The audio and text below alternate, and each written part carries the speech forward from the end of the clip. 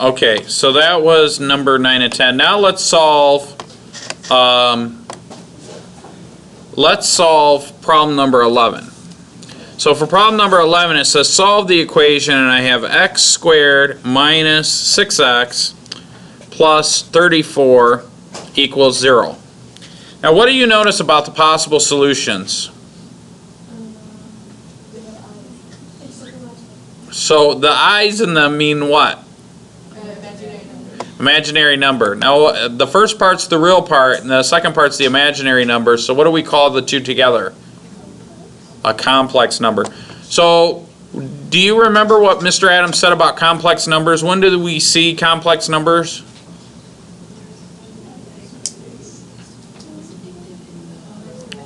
Yeah, when we have a negative square root. So this is a quadratic formula problem where the discriminant is going to be negative.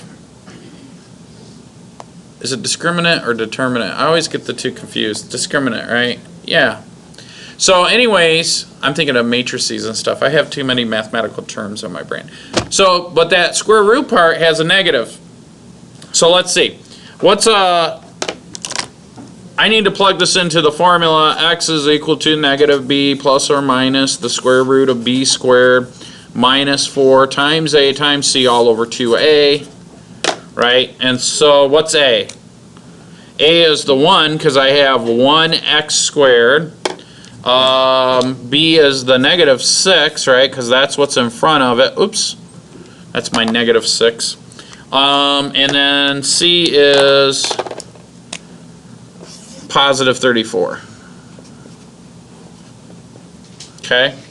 So I'm going to take this equation and I'm going to say x is equal to negative whatever the b term is plus or minus the b term squared minus 4 times a times c all over 2 times a. So let's do the a's first. I have 1 here, 1 here. Done with that. Let's do the b's next. I've got a negative 6 here and a negative 6 here. Done with that. And then one little c all by itself way over here at 34. Okay? Now, when you look at it, remember that the discriminant is all this stuff right here underneath the square root symbol. Okay? Let me change a different color so you can see it better. So all this stuff under the square root symbol, look, this is going to be 36, and I've got 4 times 34, so this will be a negative, so it's going to be way bigger. Okay? So I've got x is equal to positive 6 plus or minus the square root of 36 minus 4 times 34. Somebody tell me off the top of their head what it is? Negative 136. Did we double check that on the calculator? Alright, so minus 136. Whoa, all over 2. That's pretty big. So on the next line, I've got x is equal to 6 plus or minus the square root of negative 100, all over 2. Well, the square root of 100 is 10, but I've got to do something about this negative business. So I could say x is equal to 6 plus or minus the square root of 100 times the square root of negative 1, right? Can I do it that way? Yes, Mr. Adams. Alright, so now from here, I've got x is equal to 6 plus or minus the square root of 100 is 10.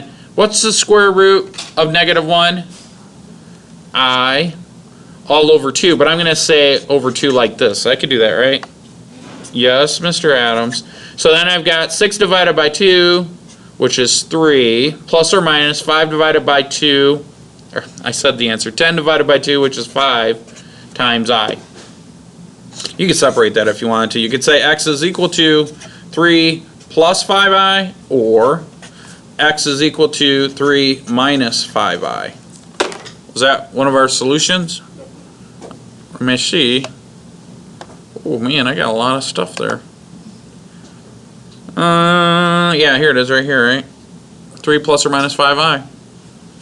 Not too shabby.